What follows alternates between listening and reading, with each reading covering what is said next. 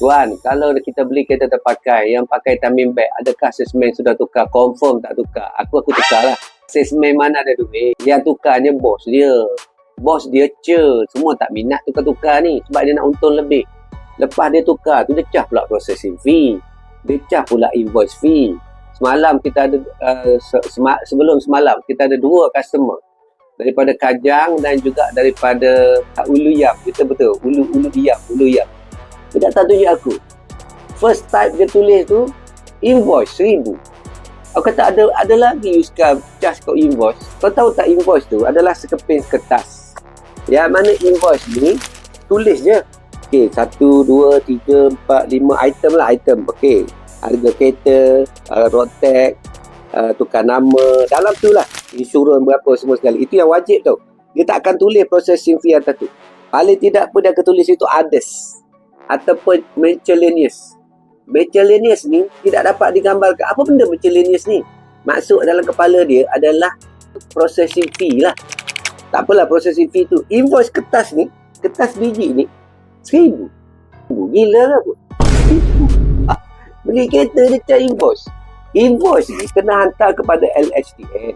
Kau kena hantar kepada dia. Dia akan tengok berapa kau jual kereta tu. Katakan kau jual kereta tu 30,000. 30,000, LHDN ingat kau untung 3,000. Katalah 10%. 3,000 tu 2.5% ataupun sekian-sekian yang dimaksudkan percentage kena bayar cukai atas satu invoice. Katalah cukai itu 300. Contoh untuk 3,000, 10% adalah 300. Contoh 300 je kau bayar invoice ni. Invoice ni sepatutnya kau yang bayar. Ni penjual kereta ni kena bayar, ataupun salesman yang dapat komisen tu kena bayar. Dia suruh kau ni, dia tak tahu apa, yang gila sangat kepada kereta dia tu, yang gila sangat kepada Volkswagen. Dah ada beli Volkswagen yang kentut tu. Ada macam tu. Volkswagen tu, dia beli Volkswagen tu, dia bagikan kau, dia suruh bayar invoice ni keseluruhannya 1,000 dia cakap. Bang, pakai otak bang. Ni kan, dia nak pembodohkan kau lah, sorry lah. Itu yang pertama. Berlaku juga daripada Kajang tau, datang jumpa sini. Tapi yang ni budak muda. Dia buka kertas kan dia buka. Tengok Cik Din dah kira kan. Dia sebenarnya ayah dia nak mainkan saya. Ayah dia kata, kira dulu. Dia kira kereta tadi lah, kereta Vios Jerung tadi, 56,900. Murah ni. Orang nak jual 66, 63, Vios Jerung 20, 21. Buka lah. Saya berkira 56,900. Adik bayar insurans 2,200. Tukar nama 100.5. Saya tulis 100.5. Lepas tu apa lagi? Tu Puspakom tu, B5, B7, B2, 100.5. Lepas tu road tax RM90 je sebab 1.5. RM90 tanpa RM10 adalah MyEG contohnya, RM100. Tu je. Lepas tu loan 56.9 campur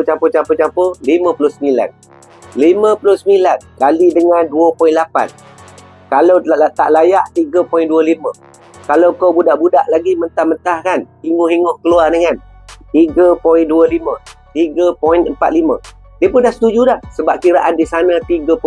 Tak apa, 3.8, 3.45, 3.5 biasa je ke. Okey, kira-kira kali pulung berapa? 680. Kat sana Dora aku tukar nama 100.5. Dia tukar nama 550. Puspakom 650. Mampu kerah ke? Mampu kerah. Lepas tu road tax, ni betul lah 100. Campur upah rana 100. Kalau tak kau upah rana. Apa nak upah rana sekarang? Orang pakai tablet je baik. Orang pakai tablet je, tak apalah, RM100 dah makan.